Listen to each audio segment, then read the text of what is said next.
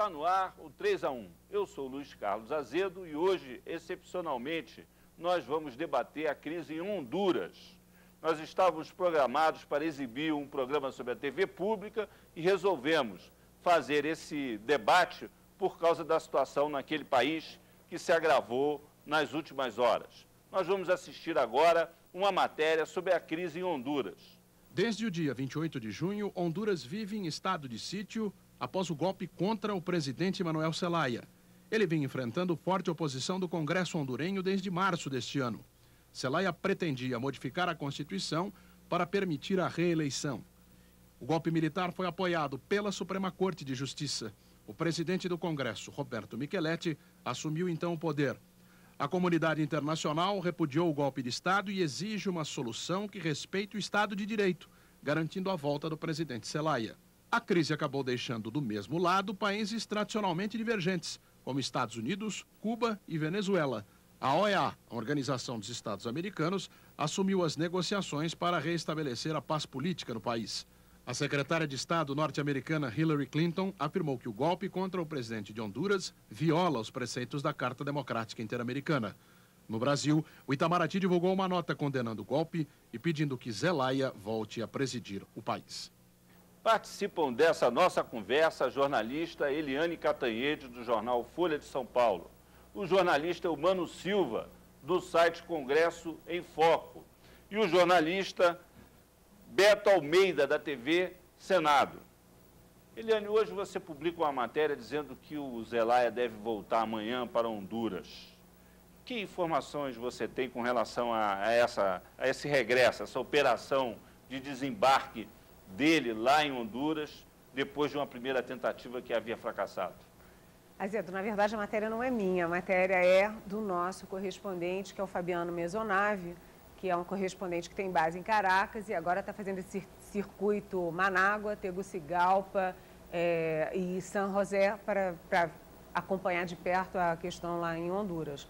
A informação que ele nos envia é que o Zelaya, vencidas as 72 horas de negociação a partir de domingo, o Zelaya resolveu, por iniciativa própria, entrar pela fronteira, entrar por terra ainda em uma região que ainda não está definida. Mas entrar, e isso, evidentemente, o que preocupa a comunidade internacional é que isso vai criar um conflito, e um conflito de proporções ainda não sabidas, porque o governo golpista do Roberto Micheletti vai reagir e isso pode realmente resultar, inclusive, numa guerra com sangue.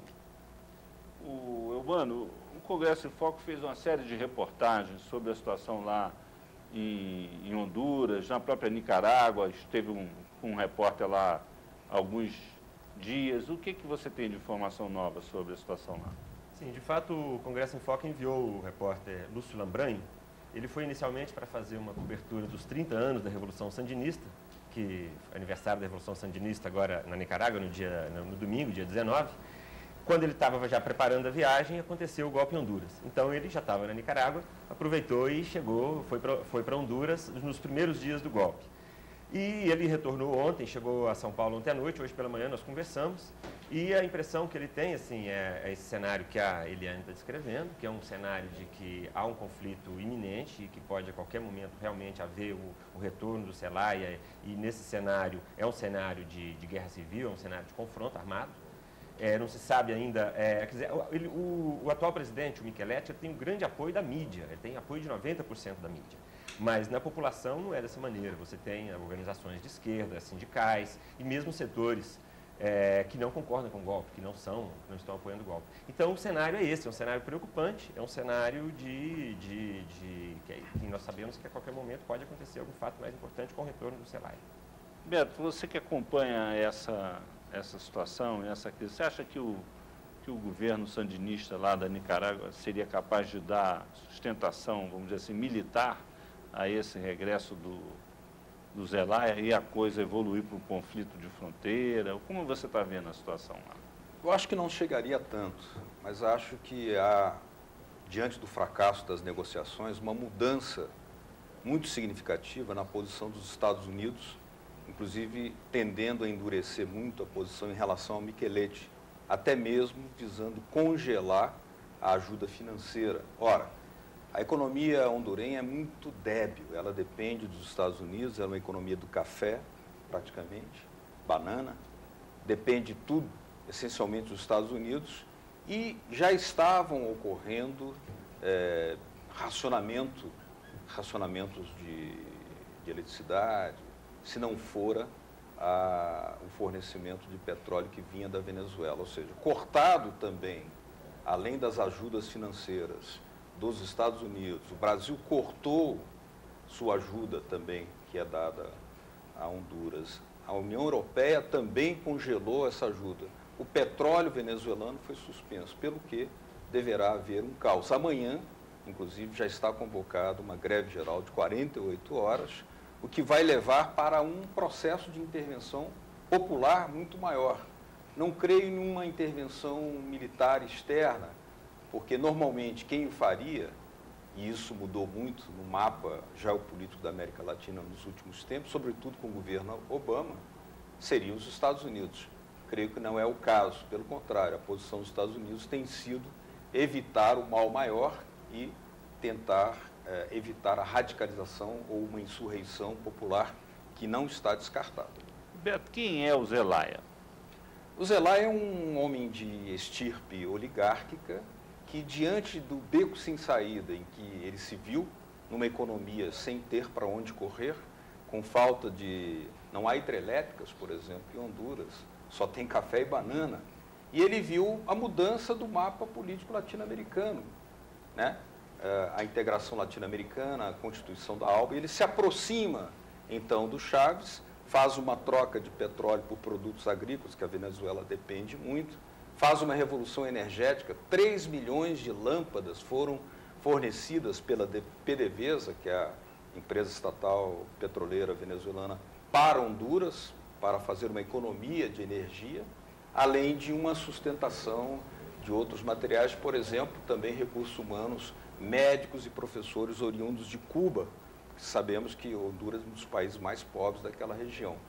Zelaya, ele percebeu que ele não podia seguir uma posição estável e, apesar da sua origem oligárquica, ele preferiu apostar nesse novo mapa geopolítico latino-americano e se integrar à ALBA, aproximar-se de Cuba, aproximar-se da Venezuela, para uma outra posição política. O golpe vem contra a integração latino-americana.